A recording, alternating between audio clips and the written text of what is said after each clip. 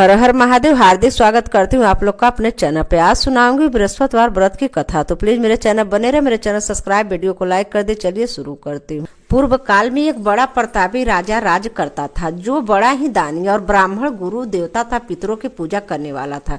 उसकी साधुता धार्मिकता समस्त देश में प्रसिद्ध हो गई। उसके द्वार से कोई याचक निराश होकर नहीं जाता था। वह नित्य देव मंदिरों में दर्शन करने जाता। प्रत्येक गुरुवार को बृहस्पति भगवान का व्रत रखकर पीले वस्त्र, पीले फल फूल और नैवेद्य आदि से उनकी पूजा करता हुआ दिन दुखियों की सहायता में सदा तल्लीन रहा करता था। परंतु वह जितना ही धार्मिक था, उसकी रानी उतनी ही अधार्मिक और बुद्धिहीना थी। उसने अपने राजा को यह बातें और धार्मिक दान पुण्य करना अच्छा नहीं लगता था। वह दिन रात ऐशो आराम में लगी रहती और मनमाने सब कार्य किया करती। दान पुण्य और देव दर्शन तथा दिन दुखियों की सहायता में उसका मन कदापि न लगता। वह बड़ी ही कृपण थी। वह धर्म कार्य से राजा को मना करती थी और कहती, आप यह सब क्यों करते हैं? किंतु वह धार्मिक राजा नियम पूर्वक अपने सब कार्य किया करता।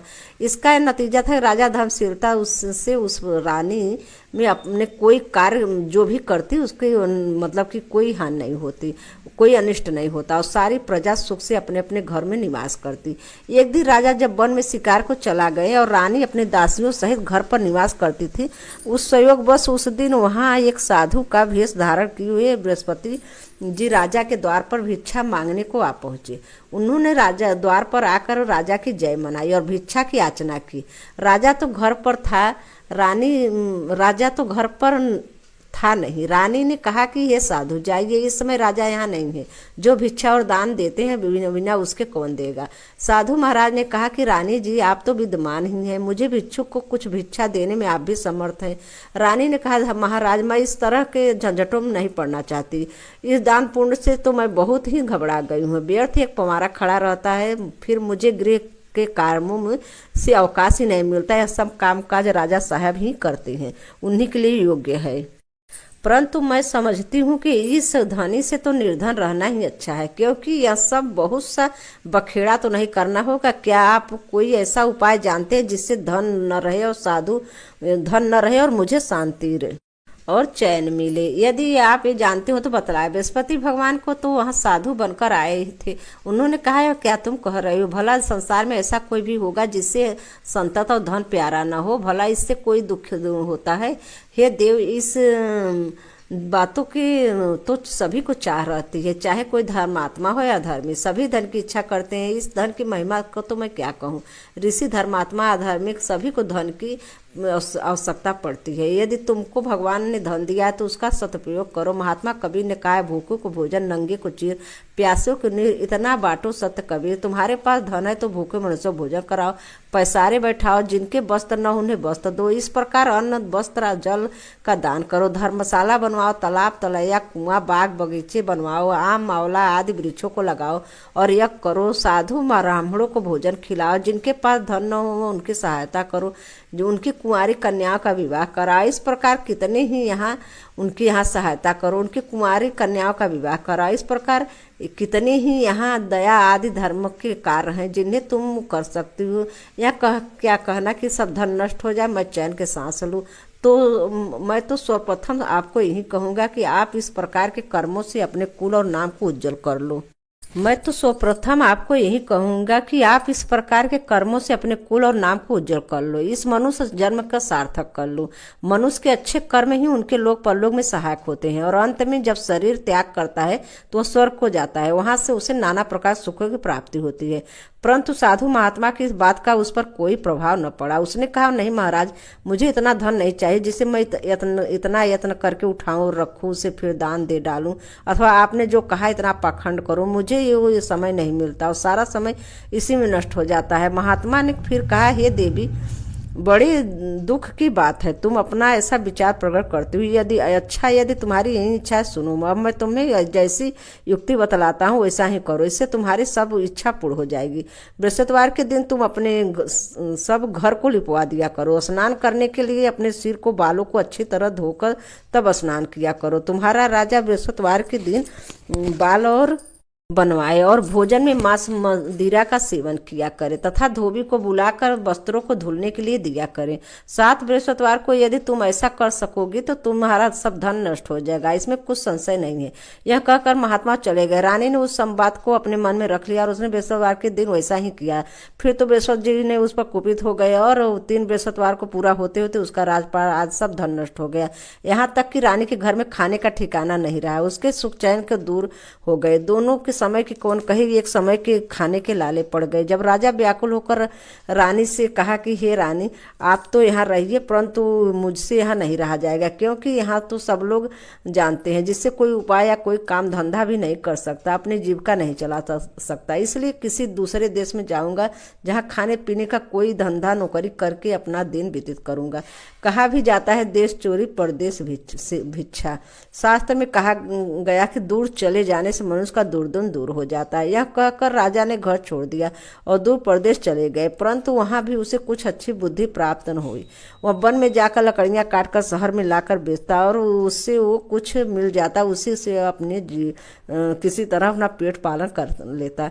इधर रानी भी अपने घर में पड़े पड़े उपहास करती और कपड़े लत्ते फटहाल पड़ी रहती। किसी दिन इधर उधर से कुछ पा जाती खा लेती और नहीं तो केवल पानी पीकर सो रहती और मारे भूखे करवट बदल बदल कर रात काट लेती। इस प्रकार उसकी यह दशा हो गई। कई दिन उसे खाने को कुछ नहीं मिला और मारे भूख के दम घुटने लगा। तब उसने अपनी एक दासी को बुलाकर कहा, तुम अपनी पुरानी दासी हो, तुम हमारी पुरानी दासी हो, इस समय तुम हमारी इतनी सहायता करो कि हमारी बहन के यहाँ जाकर उससे हमारा दुख कहकर हमारे लिए सहायता से कुछ अन्न मांग लाओ। हमारी बहन नेक है और धनवान है, वो अवश्य हमारी सहायता करेंगी। यदि तुम कुछ सहायता कर देती हो तो हमारे कुछ दिन खाने को हो जाते हैं, और नहीं तो 10-5 शेर बेजड़ ही मांग लाना। दासी उसकी बहन के घर गई, जिससे वह सब दासी उनकी बहन के पास पहुंची। उसी समय बृहस्पतिवार का व्रत की एक कथा सुनने को बैठी थी। उसने उसी समय कहा, हे रानी, मैं आपके बहन के पास से आई हूँ। आपकी बहन इस समय बड़े कष्ट में है, आप उनके कुछ सहायता करो, नहीं तो 10 से 5 शेर बेजड़ ही उनके लिए दे देवे, कुछ दिन कट जाएगी। दासी ने कई बार कहा, परंतु रानी ने ध्यान न दिया, कुछ न बोली, क्योंकि वह मौन भाव से एकाग्र चित्त होकर बृहस्पति भगवान की कथा सुनने में लीन थी। जब रानी कुछ न बोली तो वह मन में उदास हो अपने घर को लौट उस रानी के पास चली आई जिससे वह उसे भेजा था। आकर रानी से कहा, आपकी बहन तो बड़ी घमंडी है, वह सहायता भेजड़ क्या देगी? उसने तो मुँह से बात भी नहीं की। उसे सुनकर रानी ने कहा, उसका दोष नहीं है, सब अपने बुरे दिन की बात है। जब बुरे दिन आते हैं तो तृण भी पहाड़ बन जाता है, मित्र भी शत्रु हो जाते हैं, तथा कोई भी उस दुखी का साथ नहीं देता। इधर वह बात हुई कि उधर जब रानी बृहस्पति जी की कथा सुनकर उठी तो उसे ख्याल हुआ कि मेरी बहन की दासी आई थी, व्रत की कथा सुनने से मैंने उससे कुछ बात नहीं की। इस विचार कर वह किंचित शांत रही और जान कर भाव भक्ति से पूर्ण संप्रेम विष्णु का पूजन किया। उसने भगवान की पूजा की और विसर्जन कर सीधे अपनी बहन के घर गई और कहा, हे बहन, तुम्हारी दासी मेरे पास गई थी, परंतु मैं बृहस्पतिवार का व्रत किए बैठी थी और मौन भाव से कथा सुन रही थी। उस कथा को जब तक कथा पूरी न हो जाए तब बोला नहीं जाता और न ही वहां से उठा जाता है। इस कारण वह लौट आई और कहा, है बहन, उसे आपने मेरे पास किस लिए भेजा था? रानी बोली, बहन, मेरे पास अन्न नहीं था, तुम तो जानते हो इधर हमारे घर की दशा बड़ी शोचनीय हो गई है, इसलिए मैंने दासी को तुम्हारे पास 5 शेर भेजा लेने के लिए भेजा था, परंतु वो खाली हाथ लौट आए। मैंने सोचा तुम किसी काम में फंसी होगी, जिससे दासी को यूं लौटा दिया। रानी बोली, नहीं बहन, उसने मुझे कुछ नहीं कहा था, परंतु यह क्या बात हुई? मैं तो समझती हूँ तुम्हारे घर में बेजड़ भरा मौजूद है, तुम अपने घर में फिर देखो।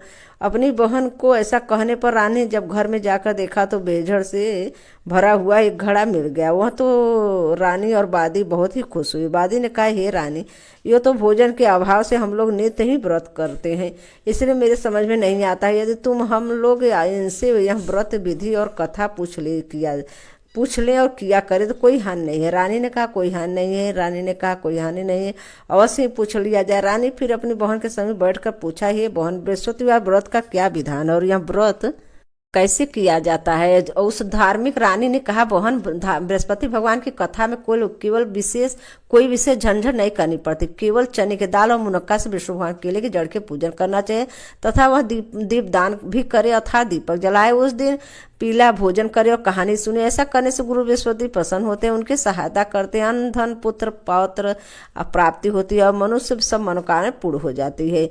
यह सुनकर उस रानी ने दासी से कहा, दोनों ही निश्चय किया कि बृहस्पतिवार का व्रत अवश्य करेंगे। जब वह 7 बृहस्पतिवार के बाद बृहस्पति जी का दिन आया तो उसने व्रत किया। जब चने और गुड़ और कहा कि गुड़ कहाँ मिले और उसे 7 इसके लिए उसने घुड़सवाल में प्रवेश किया और वहां जाकर चना गुड़ बीन कर ले आई और उस चने के दाल बीन कर खूब अच्छे से बीन कर गुड़ सहित जाकर केले की जड़ में विष्णु भगवान की पूजा की। इस प्रकार उन्होंने व्रत कर लिया, परंतु पीला भोजन कहाँ से प्राप्त हो।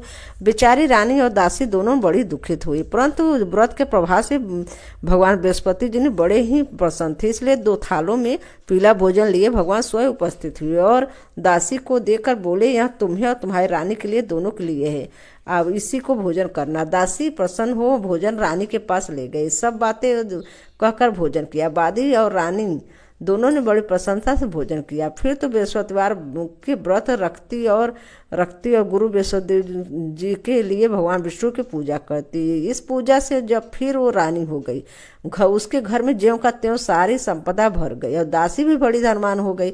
परंतु ब्रह्मा के लेख और कर्म को रेखा मिठाना बड़ा ही कठिन होता है। रानी फिर आलसी हो गई। तब दासी ने कहा, देखो रानी, पहले तुम बहुत आलसी करती थी, इससे सब कुछ नष्ट हो गया था। बड़ी परिश्रम के बाद तुमने ये सुदिन लौटे हैं, फिर वही आलस न करो। दीन जनों के दान देकर सब पुण्य कर्म करो।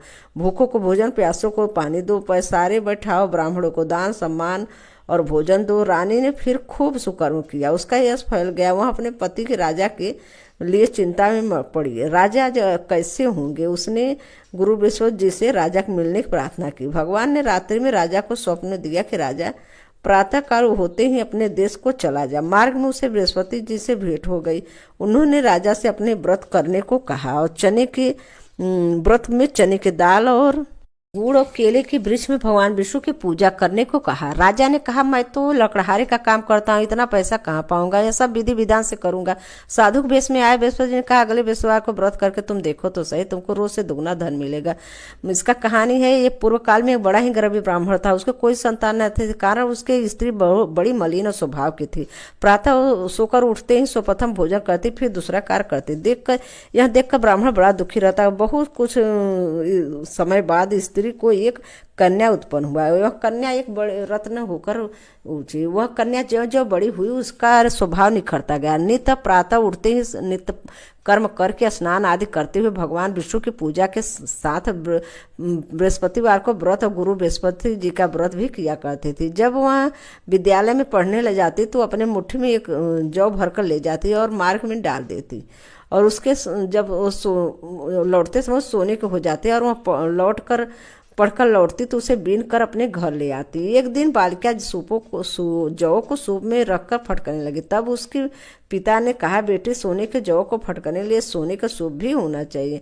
उसके दूसरे दिन बृहस्पतिवार का दिन पड़ता था। उसने नित्य की भांति गुरु बृहस्पति जी का व्रत किया और एक मुट्ठी जौ ले जाकर मार्ग में छेड़ दिए तथा कहा कि हे गुरुए, यदि मैं सच्चे मन से आपके व्रत करती हूँ तो उसके प्रताप से आप एक सोने का सूप भी दे दीजिए। जब वह कन्या पाठशाला से लौटकर जब बटोरने लगी तो गुरु बृहस्पति की कृपा से उसे सोने का सूप भी मिल गया। दूसरे दिन जब वह कन्या सोने के सूप में अपने जौ को फटक कर साफ कर रहे थे, शहर का राजकुमार उधर से आ निकला। वह कन्या को देखकर, उसके रूप शील और गुणों को देखकर उस पर मोहित हो गया और अपने घर पर आकर बीमारी का बहाना करके लेट गया।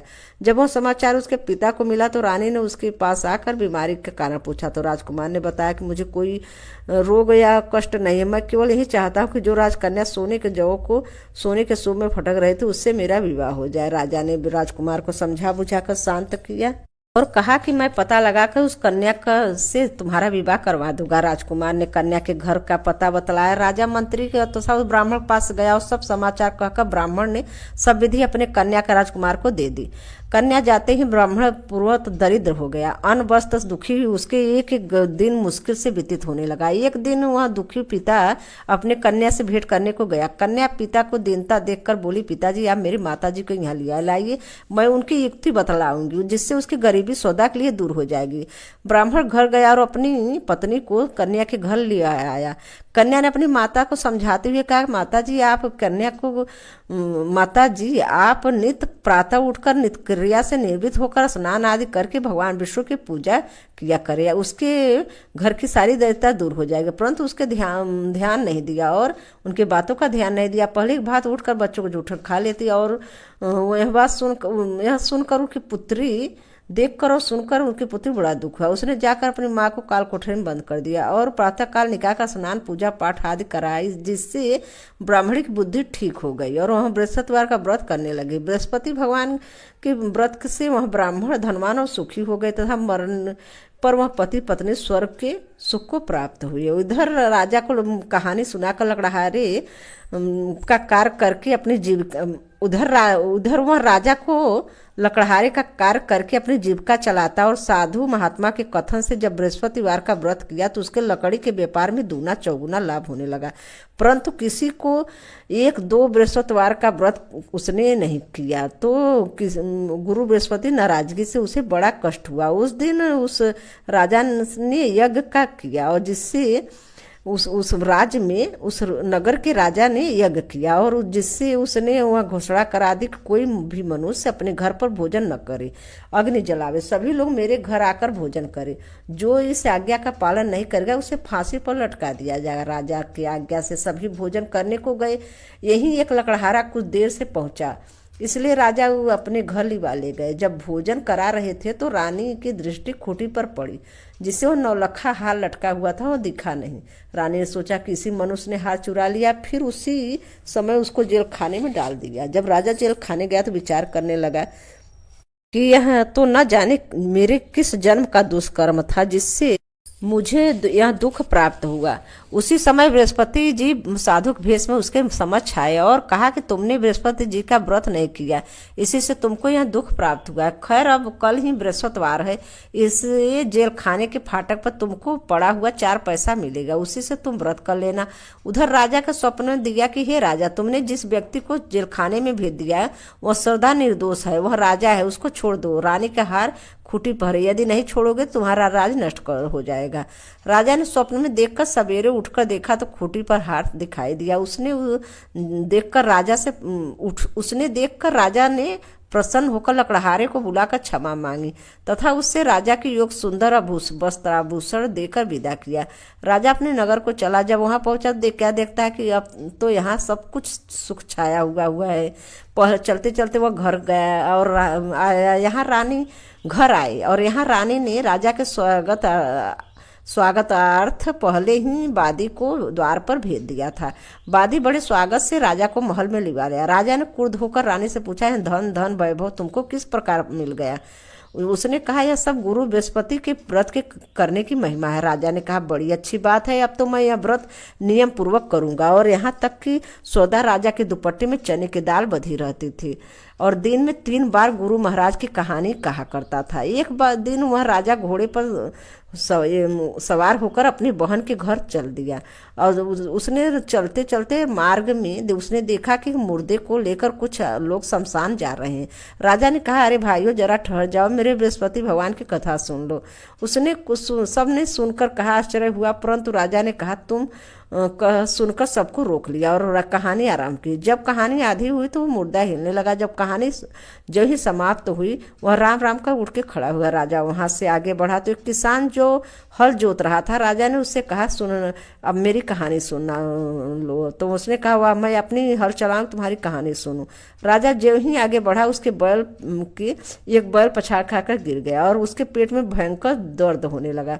उसी समय उसकी माँ जलपान लेकर रोटी और पानी लेकर आए थे। उसके पेट के दर्द होता पाया तो जब पूछा, बेटे यह सब कैसे हुआ? तो बूढ़ी राजा के बेटे मतलब जब पूछा कैसे हुआ तो उसने बेटे ने सब बात सुनाई और बुढ़िया ने दौड़कर उस घुड़सवार राजा को बुलाया और कहा कि मैं आपकी कथा सुनूंगी, आप कथा सुनाइए, मेरे खेत पर चलकर सुनाइए। राजा ने बुढ़िया खेत पर कहानी सुनाने लौट आई और जब ही कहानी कहने लगा उसके उसका किसान का बैल उठ खड़ा हुआ और किसान के पेट का जो दर्द होने लगा था वो बंद हो गया।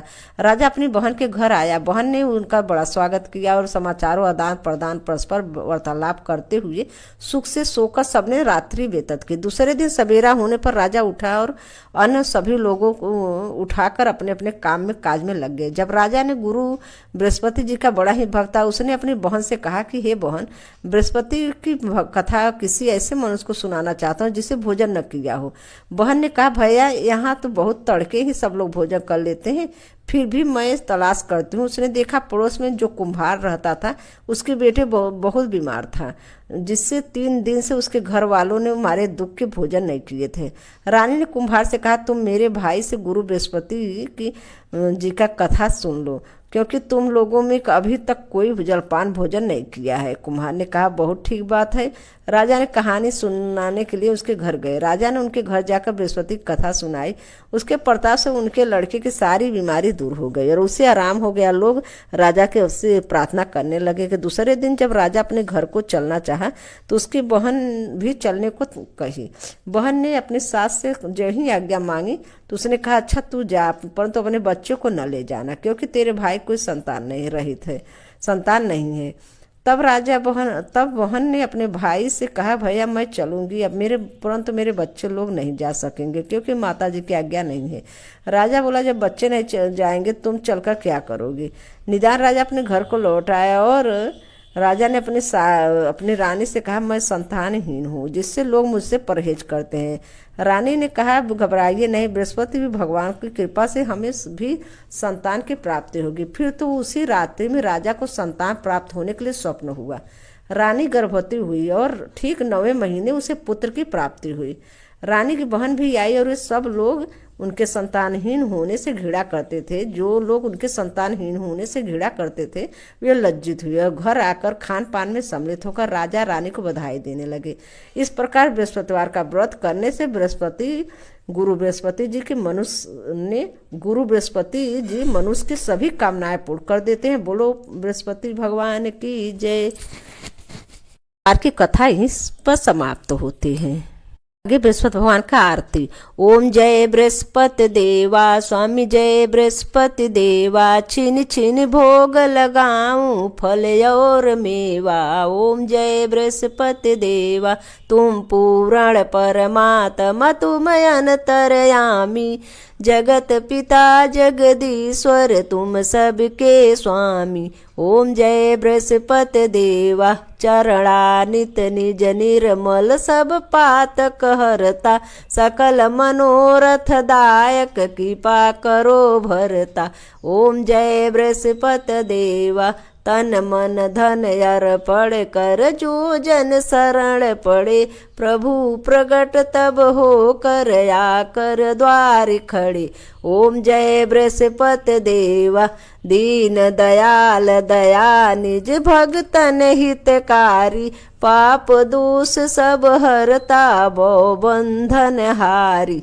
ओम जय बृहस्पति देवा, सकल मनोरथ दायक, सब संशय तारी, विषय विकार मिटाओ, संतन सुखकारी। ओम जय बृहस्पति देवा, प्रभु जय बृहस्पति देवा, छीनी छीनी भोग लगाऊं फल और मेवा।